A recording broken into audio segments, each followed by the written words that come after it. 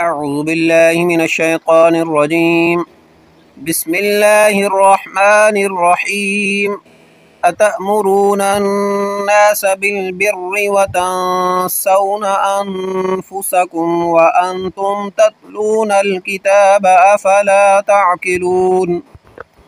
ترجمہ کنز الایمان۔ کیا لوگوں کو بھلائی کا حکم دیتے ہو اور اپنے جانوں کو بھولتے ہو حالانکہ تم کتاب پڑھتے ہو، تو کیا تمہیں عقل نہیں؟ ترجمہ کنز العرفان۔ کیا تم لوگوں کو بھلائی کا حکم دیتے ہو اور اپنے آپ کو بھولتے ہو حالانکہ تم کتاب پڑھتے ہو، تو کیا تمہیں عقل نہیں؟ تفسیر صراط الجنان۔ اتأمرون الناس بالبر، کیا تم لوگوں کو نیکی کا حکم دیتے ہو؟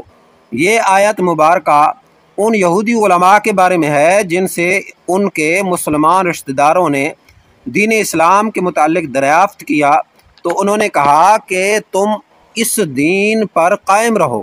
محمد صلی اللہ تعالیٰ علیہ وآلہ وسلم کا دین حق اور کلام سچا ہے۔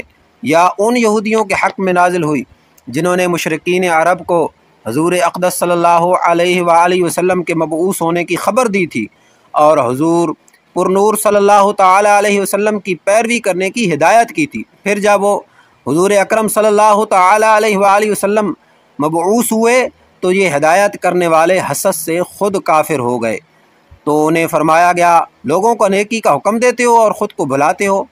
تفسیر خازن البقرہ۔ یاد رہے کہ اس آیت کا شان نزول خاص ہونے کے باوجود حکم عام ہے اور ہر نیکی کا حکم دینے والے کے لیے اس میں تازیانہ عبرت ہے۔ قول و فعل کے تضاد کا نقصان۔ یہاں ایک بات ذہن نشین رکھیں کہ معمولی فساد اس وقت بہت بڑے فتنے اور تباہی کی شکل اختیار کر لیتا ہے جب اس کا ارتکاب کرنے والے خود وہ لوگ ہوں جو دوسروں کو بھلائی کا حکم دیتے ہوں، لیکن جب ان کے عمل سے پردہ اٹھے تو معلوم ہو کہ گناہوں کے سب سے بڑے مریض یہی ہیں۔ انہیں یاد رکھنا چاہیے کہ قول و فعل کا تضاد اور خلوت و جلوت کا فرق دنیا و آخرت دونوں کے لیے بہت نقصان دہ ہے۔ دنیا میں تو یہ اس قدر نقصان دہ ہوتا ہے کہ ایک مرتبہ کسی کے متعلق یہ تضاد ثابت ہو جائے تو لوگ زندگی بھر اسے منہ لگانا پسند نہیں کرتے، بلکہ ایسوں کے عمل کو دیکھ کر نہ جانے کتنے لوگ ہمیشہ کے لیے دین ہی سے متنفر ہو جاتے ہیں، اور آخرت میں اس کا نقصان کتنا زیادہ ہے اس کا اندازہ اس روایت اور حکایت سے خود ہی لگا لیجئے۔ چنانچہ حضرت عدی بن حاتم رضی اللہ تعالیٰ عنہ سے روایت ہے، حضور اقدس صلی اللہ تعالیٰ علیہ وسلم نے ارشاد فرمایا قیامت کے دن کچھ لوگوں کو جنت کی طرف لے جانے کا حکم ہوگا، یہاں تک کہ جب وہ جنت کے قریب پہنچ کر اس کی خوشبو سونگھیں گے تو اس کے محلات اور اس میں اہل جنت کے لیے اللہ تعالیٰ کی تیار کردہ نعمتیں دیکھ لیں گے، تو ندا دی جائے گی انہیں جنت سے لوٹا دو کیونکہ ان کا جنت میں کوئی حصہ نہیں۔ یہ ندا سن کر وہ ایسی حسرت کے ساتھ لوٹیں گے کہ اس جیسی حسرت کے ساتھ ان سے پہلے لوگ نہ لوٹے ہوں گے۔ پھر وہ عرض کریں گے یا رب عز و جل، اگر تو اپنا ثواب اور اپنے اولیاء کے لیے تیار کردہ نعمتیں دکھانے سے پہلے ہمیں جہنم میں داخل کر دیتا تو یہ ہم پر زیادہ آسان ہوتا۔ اللہ تعالیٰ ارشاد فرمائے گا میں نے ارادتاً تمہارے ساتھ ایسا کیا ہے، اور اس کی وجہ یہ ہے کہ جب تم تنہائی میں ہوتے ہو تو بڑے بڑے گناہ کر کے میرے ساتھ اعلان جنگ کرتے، اور جب لوگوں سے ملتے تو عاجزی و انکساری کے ساتھ ملتے تھے۔ تم لوگوں کو اپنی وہ حالت دکھاتے تھے جو تمہارے دلوں میں میرے لیے نہیں ہوتی تھی۔ تم لوگوں سے ڈرتے اور مجھ سے نہیں ڈرتے تھے۔ تم لوگوں کی عزت کرتے اور میری عزت نہ کرتے تھے۔ تم لوگوں کی وجہ سے برا کام کرنا چھوڑ دیتے لیکن میری وجہ سے برائی نہ چھوڑتے تھے۔ آج میں تمہیں اپنے ثواب سے محروم کرنے کے ساتھ ساتھ اپنے عذاب کا مزہ بھی چکھاؤں گا۔ معجم الاوسط باب المیم من اسمہ محمد صلی اللہ علیہ وسلم۔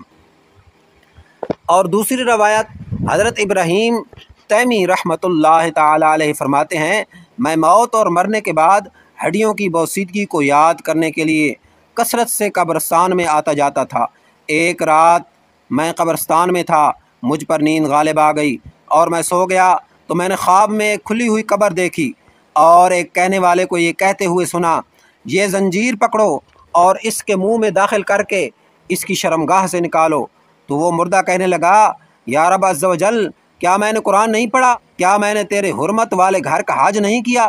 پھر وہ اسی طرح ایک کے بعد دوسری نیکی گنوانے لگا تو میں نے سنا تو لوگوں کے سامنے یہ اعمال کیا کرتا تھا، لیکن جب تو تنہائی میں ہوتا تو نافرمانیوں کے ذریعے مجھ سے مقابلہ کرتا اور تم نے میرا کچھ خیال نہ کیا۔ الزواجر۔ یاد رہے کہ اس آیت کی مراد وعظ و نصیحت کرنے والوں کو تقوی و پرہیزگاری پر ابھارنا ہے، بے عمل کو وعظ سے منع کرنا مقصود نہیں۔ یعنی یہ فرمایا کہ جب دوسروں کو وعظ و نصیحت کرتے ہو تو خود بھی عمل کرو۔ یہ نہیں فرمایا کہ جب عمل نہیں کرتے تو وعظ و نصیحت کیوں کرتے ہو، کیونکہ عمل کرنا ایک واجب ہے اور دوسروں کو برائی سے روکنا دوسرا واجب ہے۔ اگر ایک واجب پر عمل نہیں تو دوسرے سے کیوں رکا جائے؟ بزاوی البق۔ حضرت انس بن مالک رضی اللہ تعالیٰ عنہ فرماتے ہیں، ہم نے عرض کی یا رسول اللہ صلی اللہ تعالیٰ علیہ وسلم، ہم اس وقت تک دوسروں کو نیک اعمال کرنے کی دعوت نہ دیں جب تک ہم خود تمام نیک اعمال نہ کرنے لگیں، اور ہم اس وقت تک لوگوں کو برے کاموں سے منع نہ کریں جب تک ہم خود تمام برے کاموں سے رک نہ جائیں۔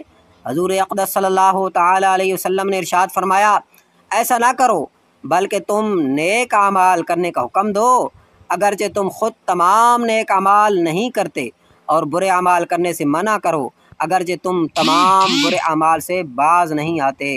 معجم الاوسط باب المیم من اسمہ محمد صلی اللہ علیہ وسلم۔ صدق اللہ العظیم۔